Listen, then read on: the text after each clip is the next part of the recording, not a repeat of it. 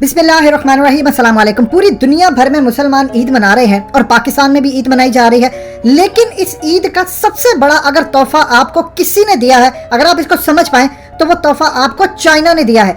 China की latest development ने पाकिस्तानियों के दिल खुश कर दिए हैं, क्योंकि जो काम अब चाइना नेपाल के लिए करने जा रहा है और जिस तरह वो इंडिया से इलाके छीनकर अब नेपाल को देगा, मुसलमानों को और खास तौर पर पाकिस्तानियों को एक उम्मीद जागी है कि अगला पड़ाव कश्मीर होने जा रहा है। इंडियन मीडिया ने भी खबर ब्रेक कर दी है कि चाइना ने अपनी PLA यानी अपनी पीपल्स लिबरेशन आर्मी की बटालियन को मूव कर दिया है इंडिया के लेपोलेख पास के ऊपर।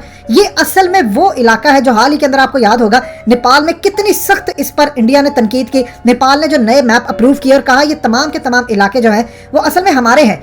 अब सूरत हाल ये है कि नेपाल के प्राइम मिनिस्टर ने गूगल को और यूनाइटेड नेशन को उन्होंने अपनी पार्लियामेंट से जो अप्रूव मैप है वो भेजा और कहा कि आज के बाद आपने दुनिया में कहीं भी मैप जब बनाना दिखाना है, गूगल पर भी सर्चेज हो, तो मैप हमारा ये वाला आना चाहिए जिसमें इंडिया के उत्तराखंड वाले हिस्से जो है वो नेपाल का हिस्सा है। अब ये इतनी बड़ी डेवलपमेंट क्या होने जा रही है इसको समझे, भूल जाए अब लद्दाख को। देखिए आपको अब समझ आए, ये 8 रियासतें टूटने जा रही है। ये 4.5 करोड़ लोग इंडिया से अलग होने जा रहे हैं। इन्होंने 1971 में हमारा मुल्क तोड़ा, इनका जो हश्र होने जा रहा है ये बर्दाश्त नहीं कर पाएंगे। इसको आप समझ लेंगे तो आपको बहुत ज्यादा खुशी भी होगी। देखिए चाइना करने क्या जा रहा है, एक तो इसके साथ इनका तिब्बत का सिक्किम का ये एरिया लगता है, लेकिन ये चाइना उत्तराखंड के वो वाले इलाकों पर अब कब्जा करने जा रहा है इंडिया के, कि जो कि असल में उसने नेपाल से मैप अप्रूव करवाया, ये तो चाइना ने करवाया।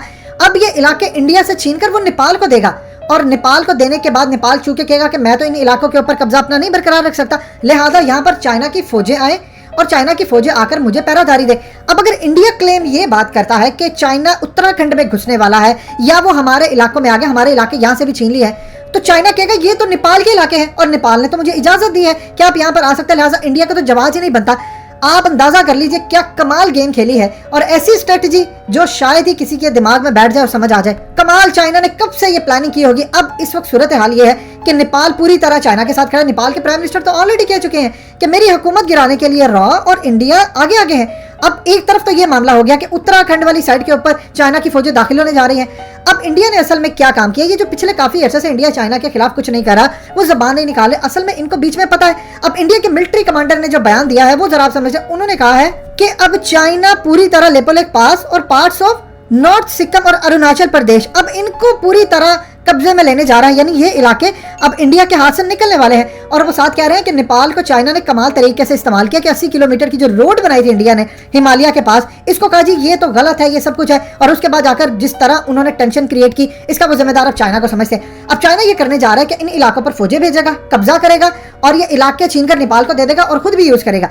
जो नेक्स्ट इनका स्टेप है वो सबसे ज्यादा खतरनाक है। अब 8 रियासतें टूटने जा रही है। इंडिया ने आज तक अगर चाइना के खिलाफ कोई काम नहीं किया, वो डर रहा था, कोई उनके खिलाफ वर्ड्स नहीं बोले, उसकी रीजन क्या थी? उसकी रीजन ये थी कि इंडिया को पता चल चुका था कि चाइना का प्लान क्या है और ये डरे हुए थे कि हमारी 8 रियासतें हमारे हाथ से निकल ना जाए। इसके लिए इन्होंने चाइना तक को यहाँ तक कि आने दिया कि ठीक है अगर ये लद्दाख लेना चाहते हैं हम सारा लद्दाख देने को तैयार है। लद्दाखियन इस वक्त इंडिया के अंदर उनकी वीडियोस आ रही हैं कुछ मीडिया पर और उनको दबाया भी जा रहा है। वो कह रहे हैं कि हमारे हाथ से इलाके निकल गए हैं। अब ऐसा लग रहा है कि अगले चंद महीनों बाद हम यहाँ पर रह रहे होंगे चाइना की हुकूमत के अंदर। हमारे पास पासपोर्ट इंडिया का होगा लेकिन रह रहे होंगे हम चाइना की हुकूमत के अंदर, क्योंकि वो कब्जा कर चुके हैं और उन्हीं का कानून हमें मानना पड़ेगा और ये वहां पर जो डेवलपमेंट करेंगे वही हमें माननी पड़ेगी। ये यहाँ पर हालत है। इंडिया को अब खदशा ये था कि अच्छा अगर लद्दाख लेना चाहते हम देने को तैयार है, लेकिन हमारी 8 रियासतें ना काट दे। अब अगला जो इनका टारगेट है वो है चिकन नेक को काटना। ये चिकन नेक सिलीगुड़ी कॉरिडोर, ये एक बेसिकली के रास्ता जाता है, यकीन कीजिए ये मकाफाते अमल है। हमारा जो रास्ता जाता था बांग्लादेश के साथ वो ऊपर से इंडिया वाली साइड से होकर जाता था, हम चाहकर भी उसको शायद प्रॉपर्ली कंट्रोल ना कर पाते। इस तमाम सूरत हाल के अंदर इन्होंने बांग्लादेश को हमसे इजीली अलग कर दिया। एग्जैक्टली अब यही करने जा रहा है चाइना।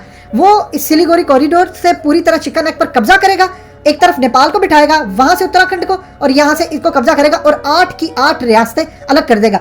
दूसरे इलाके जो वो अलग करेगा लेपोलेख वाले नेपाल को देगा और यहां से जब वो अलग करेगा तो इंडिपेंडेंट स्टेट्स बनाएगा, जिस तरह इंडिया ने कहा कि हम इंडिपेंडेंट तिब्बत यानी फ्री तिब्बत बनाने जा रहे हैं। ये इस वक्त इंडिया की हालत इतनी दर्दनाक हो चुकी है और इंडिया को सबसे ज्यादा खदशा ये है कि अगर ये फॉर्मूला चाइना ने आकर कश्मीर में डाल दिया कि कश्मीर का मैप तो पाकिस्तान ही कहते हैं और यूनाइटेड नेशन भी कहता है डिस्प्यूटेड टेरिटरी है, और कल को अगर वो कश्मीर में फौजें उतार कर ये कहे कि ये तो पाकिस्तान क्लेम करता है कि पाकिस्तान का हिस्सा है, लिहाजा मैं चाइना के हिस्से में तो आई नहीं, मैं तो इंडिया के हिस्से में आई नहीं हूँ, मैं तो आया हूँ पाकिस्तान के हिस्से में, तो फिर सोचिए क्या सूरत हाल होगी। और ये बहुत बड़ी डेवलपमेंट और पाकिस्तानियों को ईद पर तोहफा है।